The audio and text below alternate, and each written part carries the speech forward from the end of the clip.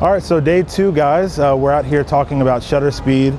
I typically shoot shutter speed on manual, but since for this class we're doing sort of a basic introductory level, we're going to start in shutter priority mode. You're going to pick your shutter speed and let the camera do the rest of the work for you. So all the heavy lifting will be automatically done, and you're going to pick the shutter speed that will best help you either freeze motion if that's what you're trying to do, or just allow the right amount of light to come into the camera for the perfect exposure. We're going to go ahead and flip the mode from manual over to TV, which is also known as the shutter priority mode. So for most cameras, it's just the top dial. You're going to push in and just turn it till you see the line on the top of the camera line up with the TV, and that'll get you ready to start shooting. I'm going to start with a really slow shutter speed just to show you what it looks like not to freeze motion. You're going to probably see a little blur in the image. You'll probably see a motion trail coming off whatever subject I shoot, whether that be a car or that be a person. And that's just to let you know that if you aren't cognizant of where you're shooting at, you're going to end up with some motion blur.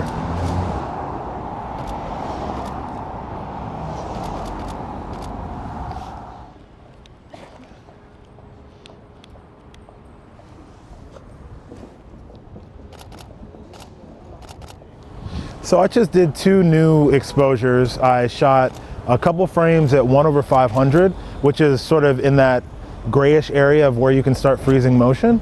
And then I shot another frame at 1/2500, which is going to be a most likely to be able to freeze motion. One of the things I do, if somebody's running past my lens, I will pan the camera with the motion.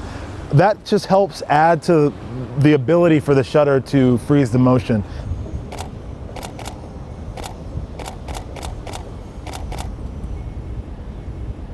As you're shifting to manual mode, you're going to be in control of the 3 parts of the exposure triangle now. You're going to rely on your camera for the exposure meter.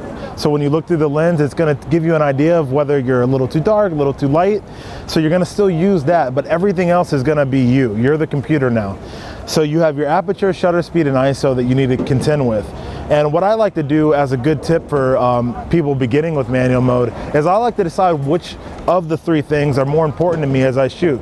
So since today we're going to be shooting a couple things moving and trying to freeze those things, the first thing I'm going to take aim at is the shutter speed. So I'm going to go ahead and dial in something I know that will work and something that we shot earlier that I know will carry out. So I'm going to go with 1/2500. That'll give us a good starting point. Now, I do know that it's overcast, so the next thing I'm going to do is I'm going to go ahead and look through my shutter, half press it to see what the exposure is like, and it looks like it's reading like 2 stops too dark. So I already know that I'm going to have to ratchet up the ISO. So I'm going to just throw it in the neighborhood of 400 because I know that was working earlier, and it might even go to 800. We'll just see. Yep, 800 gets us way closer. And now that I only have one more tweak to make, it's only aperture. I'm almost at the bottom aperture, meaning the lower number that I can get to. I'm at 3.2. To make this a perfect exposure, I need to shift it down to 2.8. And that's how you problem solve your way into the final exposure.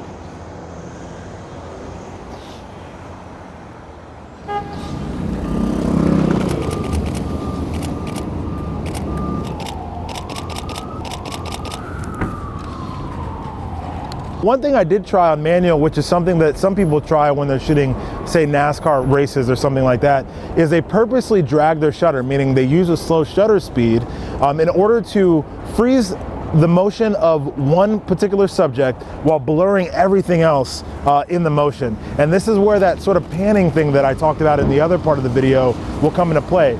I put my shutter speed on 1/40, which is super slow, especially with light this bright. I had to jack my aperture up to 9, so not very shallow depth of field. And then I had my ISO on, I believe, 100.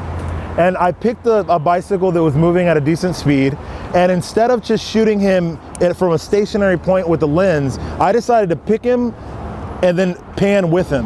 And what that allows you to do, if you do it right, and it takes a lot of practice, and I don't know if I got it perfect, but what it allows you to do is it allows you to capture the bike who you're moving with in the frame, keep him in focus, sharp, while everything around him is blurry.